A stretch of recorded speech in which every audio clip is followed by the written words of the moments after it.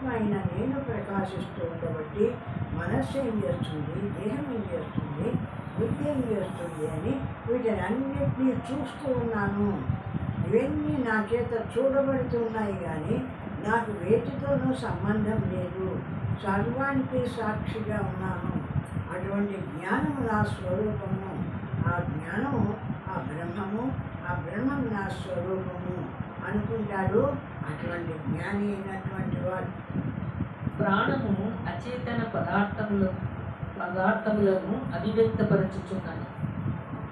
ప్రాణము అచేతనం అని అచేతన పదార్థములని అభివ్యక్తపరచు.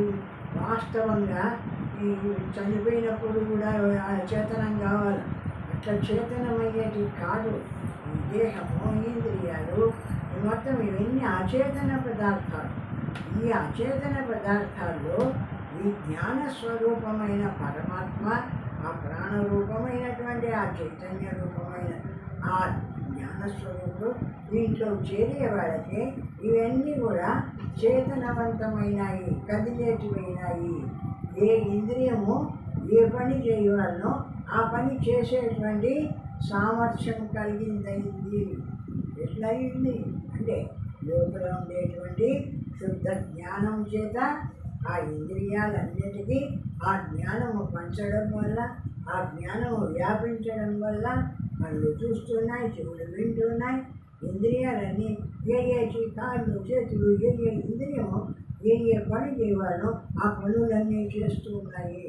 ఎట్లా అంటే ఇందులో ఉండేటువంటి చేతన స్వరూపమైన ఏ పరమాత్మ ప్రకాశిస్తుందో ఆ పరమాత్మ వల్ల అన్నీ జరుగుతూ ఉన్నాయి. పురుషుడు చేతన పదార్థములను జీవులను ప్రత్యేకముగా ప్రత్యేక రూపములలో సృష్టించుచున్నాడు. ప్రత్యేకముగా ప్రత్యేక రూపములలో సృష్టిస్తున్నాడు. ఆ లోపల ఉండేటువంటి ఆ చైతన్య రూపమైన ఆ జ్ఞాన స్వరూపుడు ఏ ఇంద్రియాన్ని ఆ పనే చేయిస్తున్నారు. కళ్ళు చూస్తూనే చూస్తున్నాయి, చెవులు విషయాన్ని వింటున్నాయి. అంతేగాని ఒక ఇంద్రియం ఒక పని చేసి ఏమన్నా పొరపాటు పడుతున్నాయా అంటే అట్లా ఏ ఇంద్రియాలు పొరపాటు పడకుండా ఏ ఇంద్రియం ఏ పనులు చేయవాలనో ఆయా పనులను ఈ చైతన్య రూపమైన జ్ఞాన స్వరూపమైన పరమాత్మ ఉన్నాడే లోపల, ఆ పరమాత్మ ఆ ఇంద్రియాల్లోకి వ్యాపించి వాటిని అన్నిటినీ ఆయా పనులు చేసేటువంటి సామర్థ్యం కలిగిన వాటిగా చేస్తున్నాడు. ఇందులో ఉండేటువంటి శుద్ధ జ్ఞాన స్వరూపుడు. ఇచ్చట గౌడపాదుడు జగత్ సృష్టిని వివరించుటకు మన స్థాయికి దిగుచున్నాడు. మనము ఆత్మను గురించి తెలుసుకొని ప్రారంభించినప్పుడు ముందుగా ఈ వస్తు ప్రపంచం గురించి తెలుసుకోవాలి. గౌడపాదుడు ఏం చేస్తున్నాడు, ఈ జగత్తును అంతా కూడా ఎట్లా సృష్టి అయింది, జగత్ అంటే ఏమిటి అనేటువంటి విషయాన్ని మనకు తెలపడం కోసరంగా మన స్థాయికి దిగి ఆ జగత్తు విషయాన్నంతా కూడా మనకు తెలుపుతున్నాడు. పలకల గాజు కడ్డీలో పడిన సూర్యకాంతి వల్లే ఆ చైతన్యము మనస్సనడి పలకల గాజు కడ్డీలో పడి ఈ ప్రపంచము అంతయు నానా రూపములు దాల్చుచున్నదే కానీ వాస్తవంలో ఈ ప్రపంచము మిథ్య అని తెలుసుకొని విశ్వసించవలెను. అలాగంటే మా 4 వర్షాలుగా ఉండేటువంటి ఒక గాజు కట్టి సూర్యుని ఎదురుగా పెట్టినప్పుడు అన్ని రంగులు పడతాయి. దాంట్లో ఎర్రగా పచ్చగా అన్ని రంగులు పడుతున్నాయి. కానీ ఆ రంగులన్నీ వాస్తవమా అంటే ఈ పలకల గాజు కట్టి కాబట్టి దానివల్ల ఏర్పడుతున్నాయి. కానీ ఆ రంగులన్నీ వాస్తవంగా ఒకటే సూర్యకాంతి ప్రకాశిస్తుంది. ఆ విధంగా ఈ ప్రపంచమంతా కూడా ఒక జ్ఞాన స్వరూపంతో ఒకటే పరమాత్మ స్వరూపం ప్రకాశిస్తూ ఉంటే ఆ జ్ఞాన స్వరూపము ఈ శరీరంలోకి వచ్చి ఇది పలకల కంటి లాంటిది. ఈ శరీరంలోకి వచ్చి కంటి దగ్గరికి వచ్చి చూసేదవుతుంది, చెవి దగ్గరికి పోయి వినేదవుతుంది, ముక్కు దగ్గరికి పోయి వాసన చూసేదవుతుంది, నాలుక దగ్గరికి రుచి చూసేదవుతుంది. ఈ విధంగా అన్ని ఇంద్రియాల ద్వారా ఏ ఇంద్రియం ఏ పని చేయవాలనో ఆయా రూపంగా ప్రకాశిస్తుంది ఈ శరీరంలో ఆ చైతన్య రూపమైన పరమాత్మ.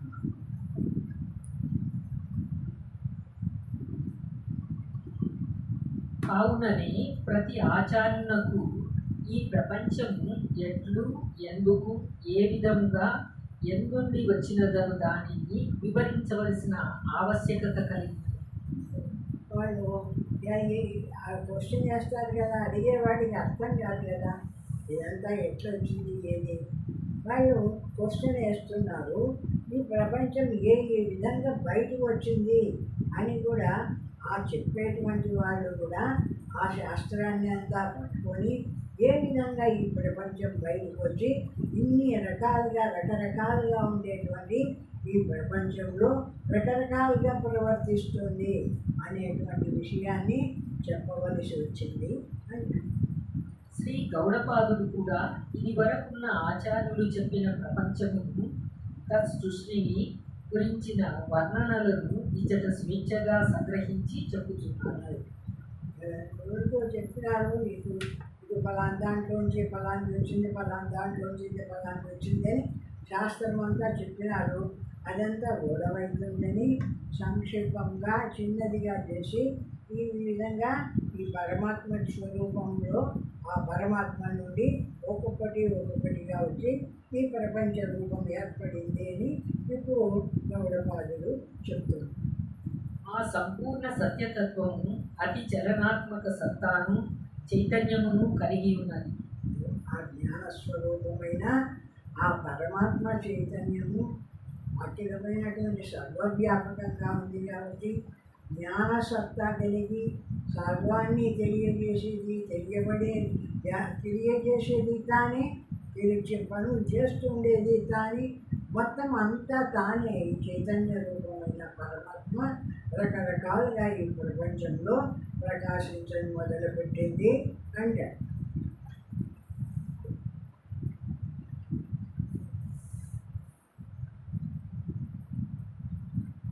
ఆ చలనాత్మకమైన సత్తాయే ప్రాణం, ఆ చైతన్యమే శుద్ధ చైతన్య తత్వం. మన చుట్టూ మనము నేడు చూచు ప్రపంచమంతయు చేతనాత్మకమైన ప్రపంచమై ఉన్నది. ఈ ప్రపంచమంతా మనం చూస్తున్నాం కదా, ఆ చూస్తున్న ప్రపంచమంతా అచేతనంగా ముందు కనబడిన మళ్ళా చేతనాత్మకమై దీంట్లో కదిలేటివి కొన్ని, కదలేటివి కొన్ని, నిలబడినవి కొన్ని, నడిచేటివి కొన్ని, ఆ రకరకాలుగా ఈ ప్రపంచంలో ఉండేటువంటి విషయాన్ని అంతా కూడా రకరకాలుగా చూపిస్తుంది ఈ జ్ఞాన స్వరూపమైన ఈ పరమాత్మ. వాటి సన్నిధానంలోకి వచ్చి వాటి దగ్గరికి వచ్చి ఇది ఫలానా ఇది ఫలానా ఇది ఫలానా అని మనకు తెలియజేస్తుంది ఆ పరమాత్మ. ఆత్మ యొక్క చలనాత్మకమైన ప్రాణతత్వము నుండి అచేతన పదార్థములను, చైతన్యతత్వమైన పురుషుల నుండి చేతనాత్మకమైన సమస్త ప్రపంచమును ఉద్భవించింది. అంతా ఉండేటువంటి ఆకాశము, వాయువు, అగ్ని, భూమి, జలము ఉన్నాయి కదా, ఇవన్నీ కూడా కదిలేటివి కాదు. కదిలేటివి కాకపోయినా వాటిల్లో చేరి వాటిని కదిలిస్తూ, అవన్నీ కదిలించేదే కాకుండా మనలో చేరి మన ఇంద్రియాలన్నింటినీ కదిలిస్తూ ఆయా విషయాలను తెలుసుకోవడానికి ఆకాశం తెలుసుకోవాలి, వాయువు తెలుసుకోవాలి, అగ్ని తెలుసుకోవాలి. ఈ విధంగా తెలియజేయడానికి ఏ ఇంద్రియం చేత ఏవి తెలియబడతాయో వాటిని అన్నిటినీ తెలియజేస్తూ ఈ ప్రపంచం అంతా కూడా ఉన్నట్టు మనకు చూపిస్తుంది ఆ పరమాత్మ. విభూతిం ప్రసవంత్వంతి మన్యంతే సృష్టి చింతకాః స్వప్నమాయా స్వరూపేతి సృష్టిరన్యైర్వికల్పితాః. కొంతమంది సృష్టివాదులు ఈ జగత్తు ఈశ్వర విభూతిచే సృష్టింపబడిందని తలచుచున్నారు. మరికొంతమంది ఈ జగత్ సృష్టి స్వప్నము వంటిది, మాయా స్వరూపము అని తలంచుచున్నారు. అద్వైతులు ఏం చెప్తారు? ఇదంతా రకరకాలుగా నీకు కనపడుతున్నా ఇది మాయా స్వరూపము, ఉన్నట్టు నీకు తెలియబడుతుంది కానీ వాస్తవం కాదు అని అద్వైతులు చెప్తారు. ఇంకా ఈ ద్వైతులైనటువంటి వాళ్ళు ఈ విధంగా ఆ భగవంతుడు ఉండి ఈ ప్రపంచాన్నంతా రకరకాలుగా సృష్టి చేసినాడు అని వాళ్ళు చెప్తారు. ఈ విధంగా ఒక్కొక్కరు ఒక్కొక్క విధంగా ఈ సృష్టిని గురించి చెప్తూ వచ్చినారు అంటారు. గౌడపాదుని మత ప్రకారము ఆ పరతత్వము అజము. గౌడపాదుడు చెప్పిన రీత్యా చూస్తే ఆ పరతత్వము అనేది అజము. అజం అంటే పుట్టనటువంటిది, ఎప్పటికీ ఉండేటువంటిది. మనం ఏమనుకుంటున్నాము? ఎప్పటికీ ఉండేటువంటి పరమాత్మ నుండి ఆకాశం వచ్చింది, వాయువు వచ్చింది, ఒక దాంట్లోంచి ఒకటి వచ్చినాయి, మళ్ళీ ఒక దాంట్లోంచి ఒకటి లయమైపోతాయి. ఉన్నంతకాలం నుండి ఆ లయమైపోయినప్పుడు అన్నిటికీ ఆధారమైన ఈ చైతన్య రూపమైన బ్రహ్మస్వరూపంలో ఆ బ్రహ్మంలోకి అన్నీ లయమైపోతాయి, ఆ బ్రహ్మంలోంచి అన్నీ బయటికి వస్తాయి అని మనం చెప్పుకుంటాం. ఎందుకంటే ఆ లయం అయిపోయిన తర్వాత బ్రహ్మం ఒక్కటే ఉంటుంది, బ్రహ్మము పోయేది కాదు, వచ్చేది కాదు. సర్వవ్యాపకమైన నిరాకారమైనటువంటి ఆ పరమాత్మ చైతన్యమైన బ్రహ్మం ఉండే ఆ బ్రహ్మము పుట్టేది కాదు, పోయేది కాదు. ఈ ప్రపంచాన్ని అంతా పుట్టిస్తుంది ఆ బ్రహ్మము, ఆ ప్రపంచాన్ని తన యందు నిలుపుతూ ఉంది, మళ్ళీ ఆ ప్రపంచాన్ని తన యందు దయింపజేస్తుంది. తాను మాత్రమే ఎప్పటికీ జ్ఞానస్వరూపమై ప్రకాశిస్తుంది పరమాత్మ అని చెప్తుంది మన శాస్త్రం. ఆ పరమ పురుషుని నుండి ఎన్నడూ ఈ జగత్తు సృష్టింపబడలేదు. మనకు కనపడు ఈ వస్తు ప్రపంచమంతయు మన మానసిక సృష్టి గాని మరేదీయు కాదు. దీనినే అజాతవాదం అన్నారు. ఇది పుట్టనే లేదు, అజాతవాదము అంటే పుట్టలేదు. ఎప్పటికీ కూడా ఆ పరమాత్మ స్వరూపమే సర్వవ్యాపకంగా ఉంది. మనము అది ఉంది ఇది ఉంది అని మనం ఏదేది ఉందని అనుకుంటున్నామో ఆ ఉన్నట్టు అంతా కనిపిస్తుంది కానీ ఈ జగత్తు పుట్టనే లేదు, ఉన్నదంతా పరమాత్మ స్వరూపమే అని చెప్తుంది అజాతవాదం. అజాతవాదము ఈ మాండూక్యం చెప్పేదే అజాతవాదం. నిరోధో నోత్పత్తి నబద్ధో నచ సాధక ముముక్షో నైర్ముక్తి విశేష పరమార్థత అని మొట్టమొదటినే చెప్తారు. ఇది నిరోధించబడేది కాదు, పుట్టింది కాదు, ఉత్పత్తి అయింది కాదు, పోయేది కాదు, ఎప్పటికీ జ్ఞానస్వరూపమైన పరమాత్మే ఉంది. ఆ జ్ఞాన స్వరూపమైన పరమాత్మను చూసి నువ్వు అది ఇది వాడు వీడు అని అనుకుంటున్నావు అంటాడు. అంటే మనం పుట్టనే లేదా అంటే మనకు కొంచెము